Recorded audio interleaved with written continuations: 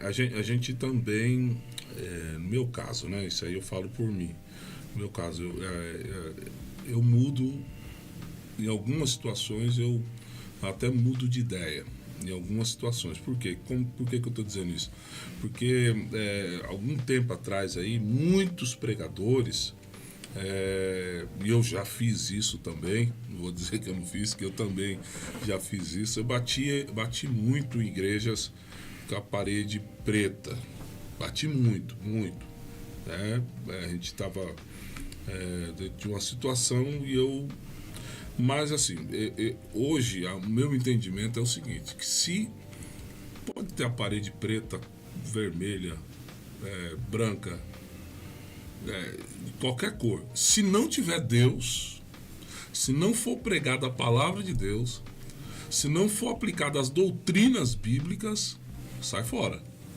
Agora, se a parede é branca, preta, cor-de-rosa, amarela, vinho, azul, acho que Deus, se Deus tiver, eu acredito que é aquele negócio, né? Tá juntando, tá trazendo para perto. Então, eu mudei a minha mente com relação a isso aí, dentro desse conceito, dentro de que, desde que a palavra de Deus seja pregada, seja ensinada, né? Sendo que as pessoas têm que ouvir a palavra de Deus, elas têm que compreender a palavra. Não aquelas situações que a gente diz que é mexer com o psicológico da pessoa, mas é a palavra de Deus mesmo de fato sendo pregada. Então eu, dentro dessa questão, minha cabeça deu uma mudada, porque hoje a gente trabalha dentro de um segmento público, que a gente visita algumas igrejas, a gente vê muita gente que está sofrendo no Evangelho, que está ali pagando um preço humano, né? Um preço de sacrifício de cruz, de salvação, mas um preço humano para poder estar ganhando almas para Jesus, salvando vidas. Né? Então a gente dá uma mudada nessa questão, dentro desse consentimento que eu estou falando para o senhor. Desde que tenha a pregação da palavra de Deus, o Evangelho de Jesus Cristo seja pregado, não dogmas. Os dogmas também matam, né? Tem sido um problema também nesses dias aí atuais, aí tem sido um problema. Mas eu creio que a palavra de Deus sendo pregada, ela é bem-vinda em toda a situação. O Evangelho de Deus, a palavra de Deus, ela é poder, ela é loucura para o homem, né? Não importa o local, o ambiente, a palavra de Deus sendo pregada é a própria boca de Deus falando, independente de placa, independente do ambiente, independente do local. A palavra de Deus, ela tem o seu efeito para poder ser atingido, o alvo para poder ser atingido. Eu já preguei muito, né? Prego, né? Nas igrejas, crush, né? Eu prego bastante. Chama a gente poder pregar, por mais que tem algumas que tem um segmento um pouco mais diferente do que nós acreditamos, mas a palavra de Deus, ela é primordial, e se me chamar para pregar, até no boteco a gente vai poder a gente vai poder pregar. Eu vi o pessoal criticando, acho que não sei se foi, não me lembro se foi o pastor Cláudio Duarte, convidaram ele para pregar num lugar aí meio estranho aí, que a gente acha que a gente não tem que ir, mas estão convidando, quer ouvir a palavra. Com certeza. Eu acho que ele foi pregar numa loja maçônica, não sei se foi num lugar desse, uma igreja católica. Ele pregou e falou de Deus, pronto. E a gente às vezes fica nesse...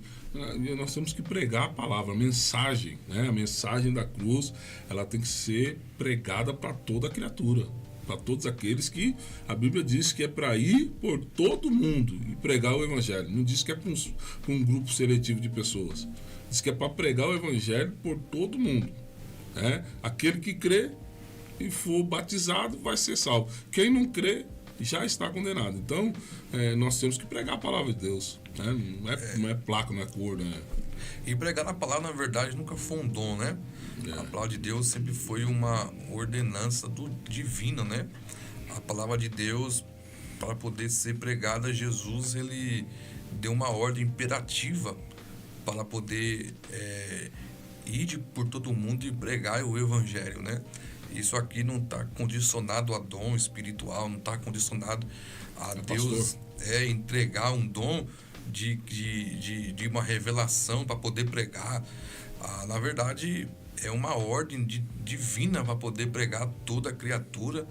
E interessante que Jesus, ele fez questão de falar para os discípulos em Atos capítulo 1, né, no seu versículo 8, que após o Espírito Santo ele descer e revestir os discípulos, né, a ordem não era ficar apenas em Jerusalém, não era apenas ficar ali no seu conforto, né?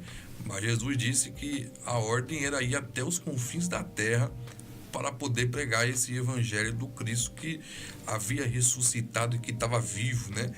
Então a pregação do evangelho, ela é uma ordem dos céus e na verdade não está apenas condicionado ao pastor, ao evangelista, ao apóstolo, ao bispo, ao diaconato, mas a pregação do evangelho está condicionada àqueles que reconhecem Cristo como Salvador e já recebem uma missão automaticamente, e essa missão é pregar a palavra do Senhor, não importa o ambiente, se é na rua, se é na escola, se é no trabalho, se é no trem, se é no ônibus, se onde tiver oportunidade de uma conversa, introduzir Jesus na conversa, e essa é a ordem de Jesus para poder pregar acerca do evangelho, né? É uma ordenança e não um talento, não um dom, mas é uma ordem divina.